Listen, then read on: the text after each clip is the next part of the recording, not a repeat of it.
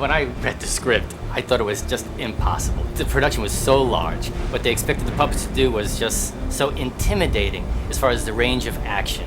The numbers of puppets in a scene. My initial response to the script was a sheer delight. It was laugh out loud funny. Very rarely do I read a script and laugh out loud. And then it was sheer terror.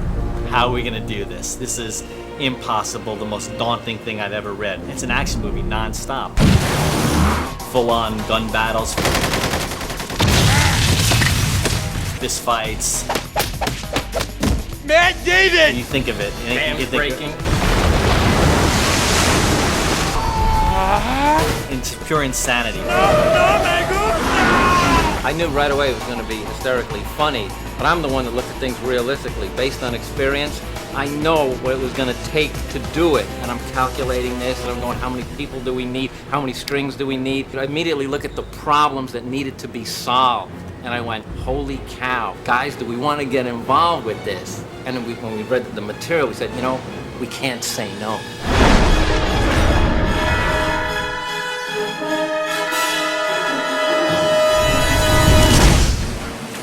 Well, I don't know about you, Trey, but I think these look great. This is going to make a great movie. I think you did a great job making these heads, Matt. Let's look at the ones you made, and then we'll look at the ones I made. The first stage is design. It all starts with what the characters are gonna look like. There's just one problem. I don't look Middle Eastern. The challenge with Team America is building a giant puppet film from scratch.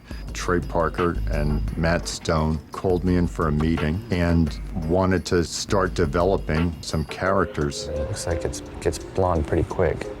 You know what I mean? Oh, you want just more tipping on it? Yeah. All right, good. This movie will be sweet now.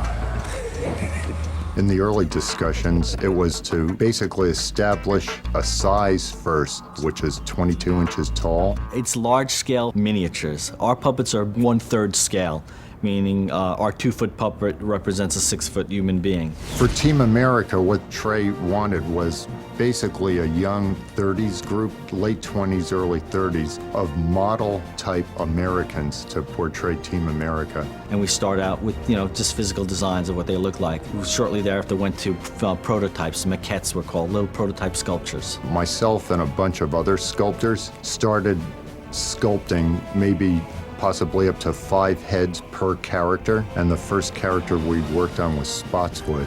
The name is Spotswood. Once a style was set with Spotswood, I tried to contour all the sculptures into a style that was not over-stylized. It's really fresh and they're really strong, good characters. Pretty much what my responsibilities are to take the movie stars and turn them into marionettes and bring a lot of character to them when I can, but also keep them in that style of marionettes, which is a lot of fun. None of the celebrities have been here to see their likenesses or help us figure out what they look like. That is the fag way. Nor has anybody asked their permission. That's kind of the South Park mode. If they want somebody in a movie, they just do it. I farted once on the set of Blue Lagoon. We're starting our sculptures as realistically as possible.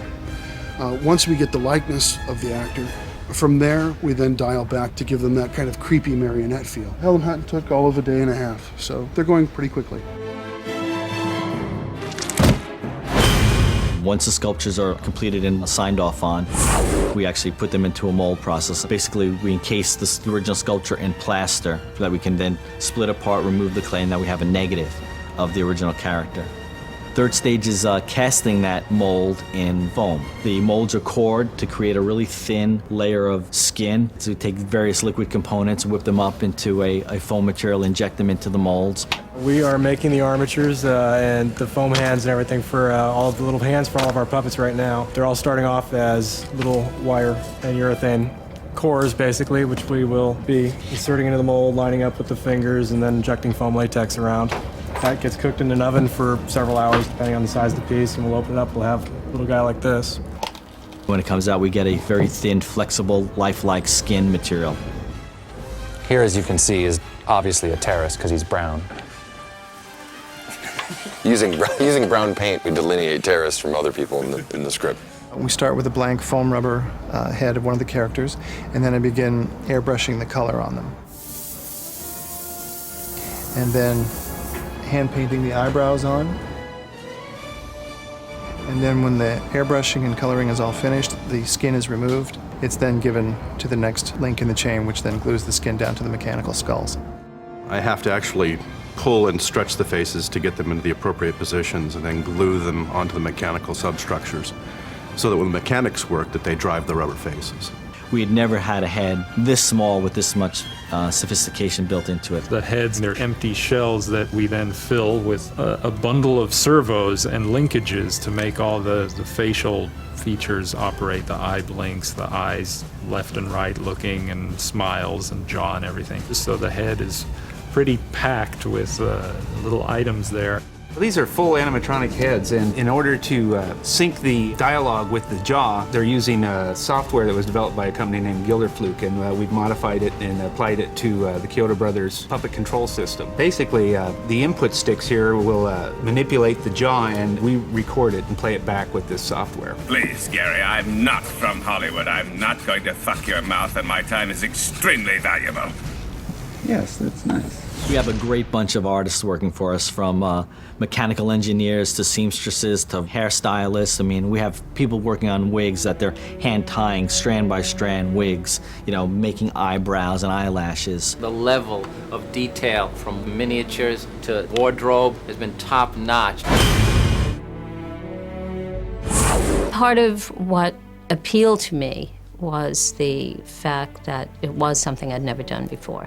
And so I knew it would be a unique challenge. We started finding very small zippers, very small buttons, and fabrics, traditional fabric stores, but just looking for the smallest scale and everything. I don't think that the director had any expectations. I think it was wide open. So I think they got a lot more than they were expecting. I felt from the beginning like if this didn't have great attention to detail, that it really wouldn't be worth doing. I felt like these costumes would be as if you were looking at things under a magnifying glass, because even though the scale is very small, once you put it on the big screen, they would be magnified. When we come to a place like this, it just scares us, because it's still just our dumb little stupid gay script that we wrote, and then we come somewhere here and we're like, oh my God, all these people are really working on this. Like, it's kind of freaky. The cool thing that we do about our job, our business, is that we bring characters to life in a truly handmade fashion. It's real, it's tangible. It's not a computer imagery that's going out there. It's a real object with real light falling on it, with great artisans working on it. Everything is handmade, and that's really the great thing about the whole movie. This film stands for everything that is great about America. We're out there trying to protect the world for our values. Whether they want us to or not. Yeah.